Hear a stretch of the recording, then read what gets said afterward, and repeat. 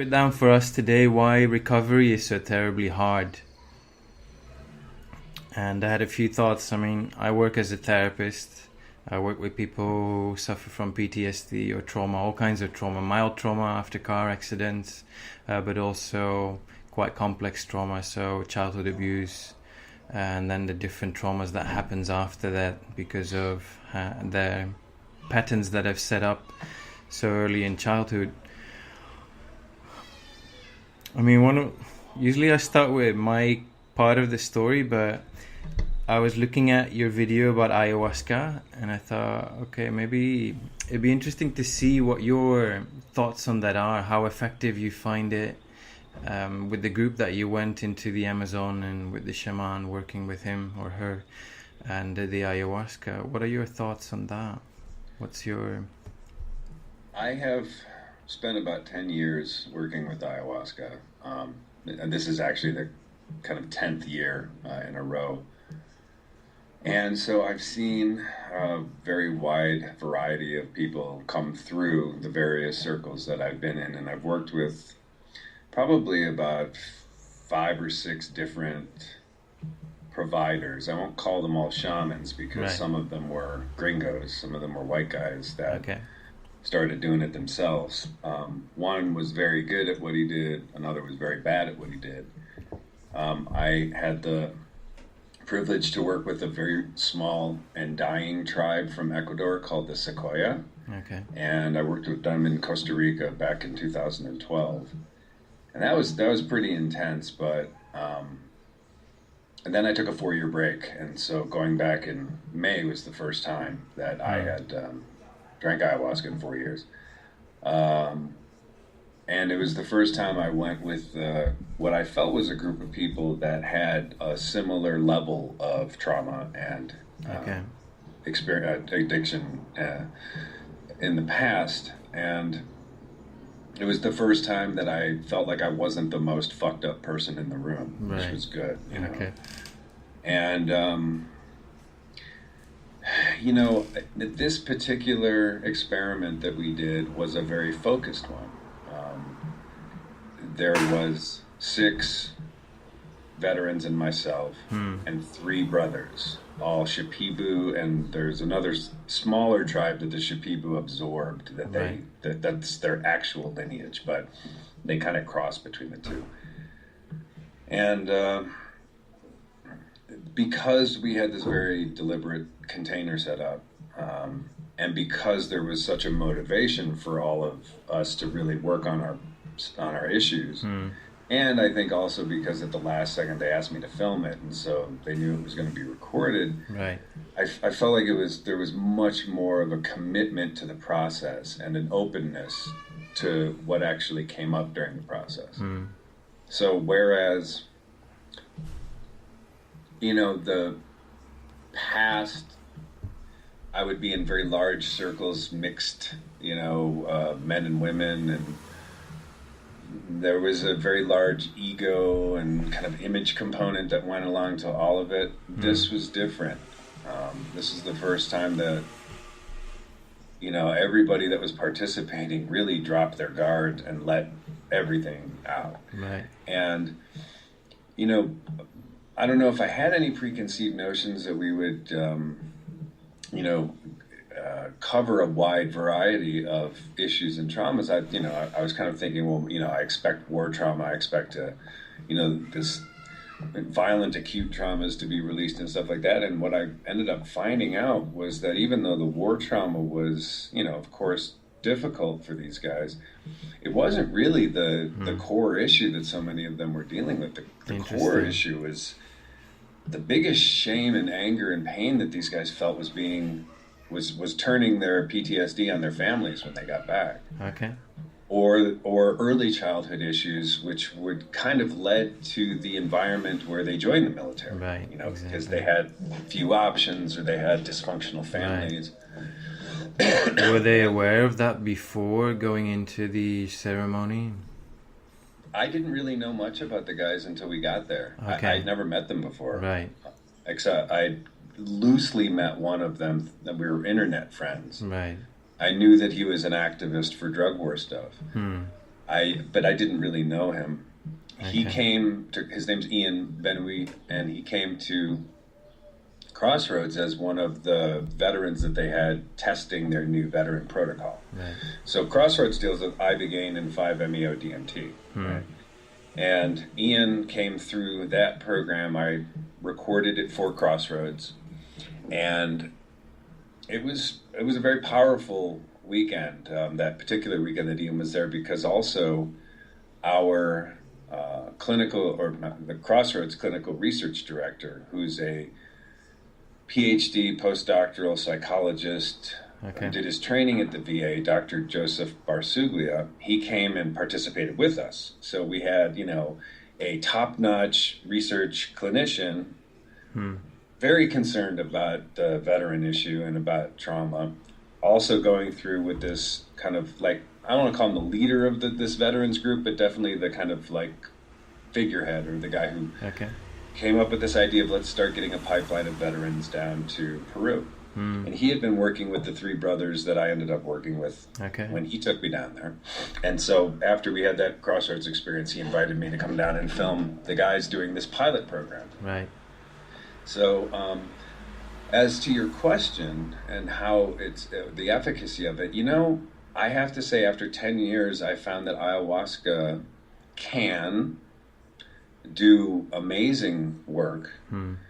It can also really compound the problem depending on the psychiatric framework of the individual going in. Right. What I mean by that is I have found that there's a kind of some trends that happen. The more white, male, and either powerful or affluent you are, the more you tend to interpret what happens in the ayahuasca space personally, and in almost kind of a quasi to actual messianic sense.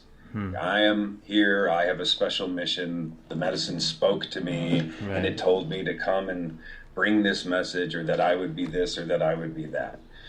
And I watched a lot of friends and a lot of, people that are well known, either in the psychedelic world, or in somehow this connected, larger countercultural thing, that made their name on, psychedelic compounds and ayahuasca and all this stuff. And I watched all of them get lost in, let's just say, these really narcissistic constructs for years. Okay. And I became very cynical about it. Okay. It was at the same time that, there was this explosion of, fake gringo shamans that were,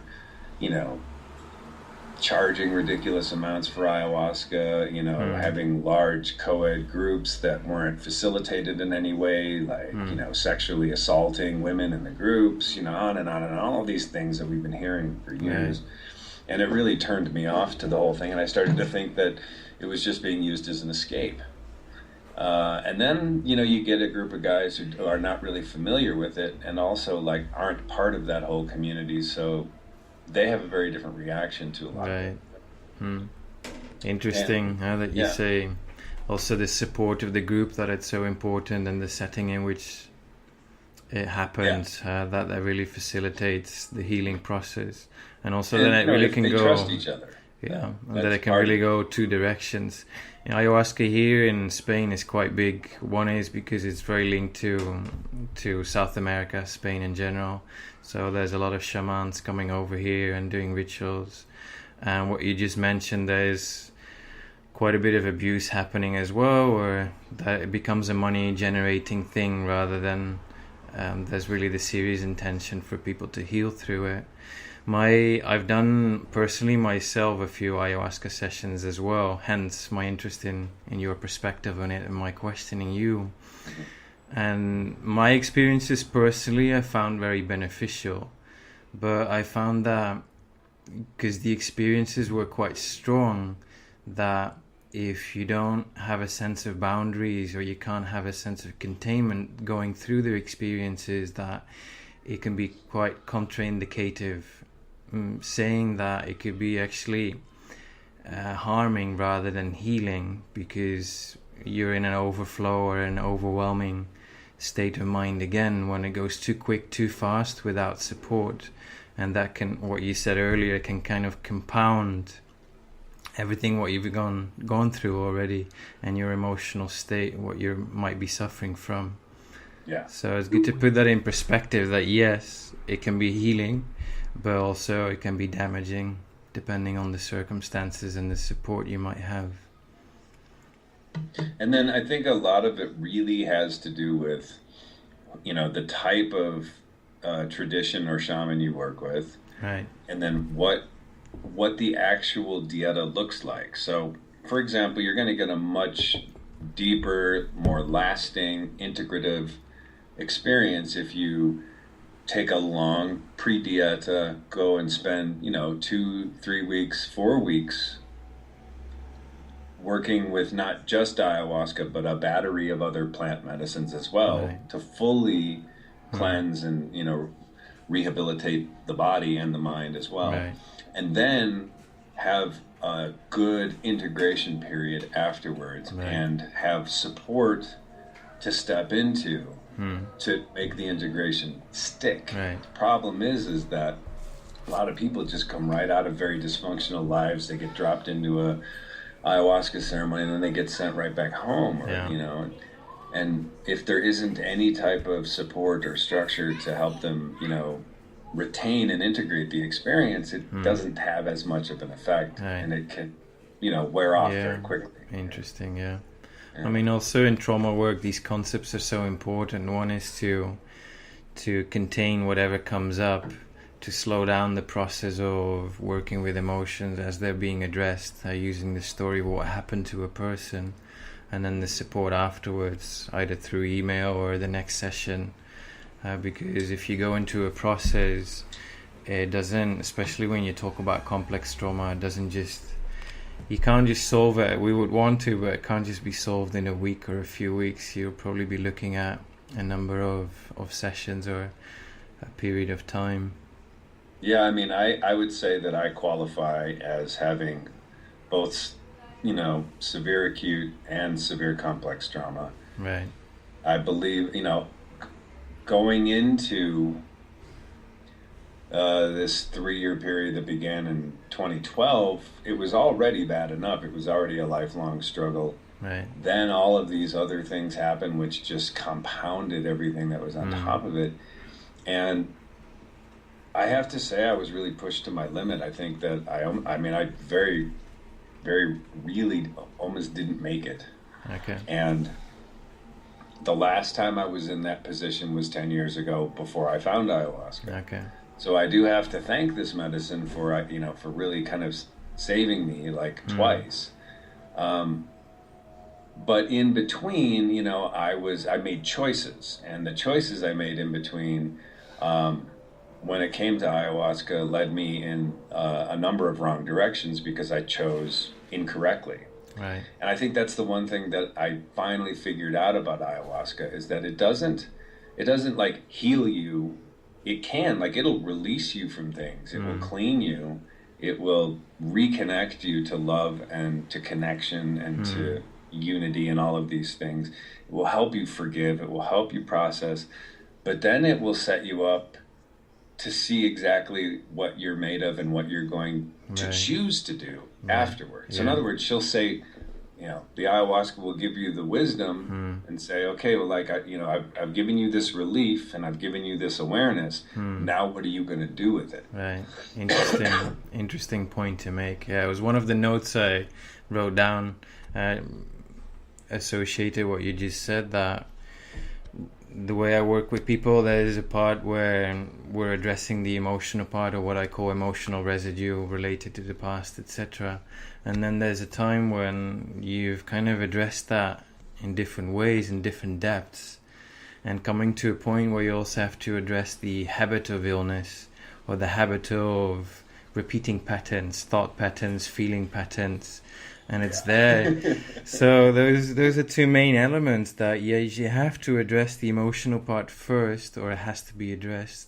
But then you come to the thought patterns as well, because when you live with something for 10, 20, 30, 40 or even longer years, then it becomes engraved in your wiring, in your brain, and you can do a reset. You push a reset button with ayahuasca or other means, but then it's creating a new lifestyle as well that supports a new framework, that supports a new direction, basically, which might entail a different friends, different environment, different work, changes which are fearsome in itself, and letting go of control, really moving out of the old pattern and embracing the new.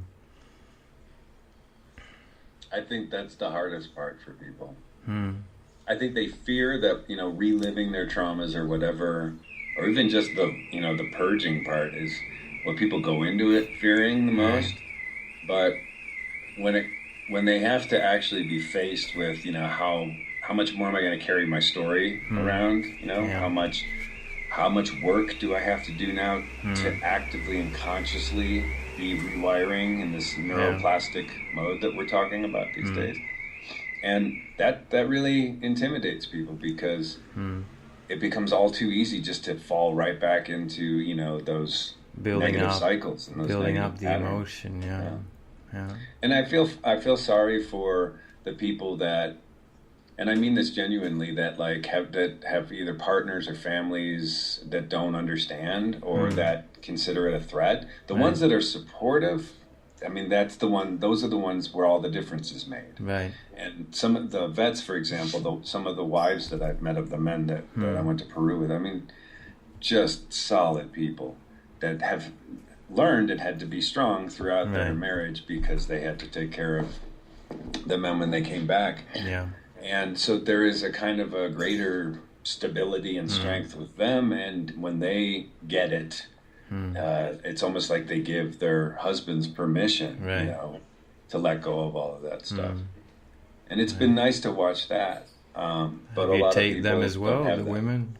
What's have that? you taped the women as well of these Not vets? yet. Right. That would be interesting to see as well.